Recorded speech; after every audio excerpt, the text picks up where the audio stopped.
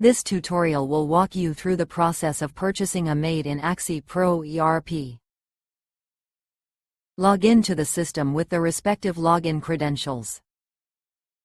Step 1. Create a purchase order entry. Go to Purchase module. Select Purchase order entry. Select the supplier. Enter the supplier's reference. Select the cost center. Select the package from the drop-down. Select the Maid from the list. Enter the requested delivery date. Enter the amount. Click on Add Item. Click on Place Order to proceed. The following message will appear once the purchase order has been entered successfully.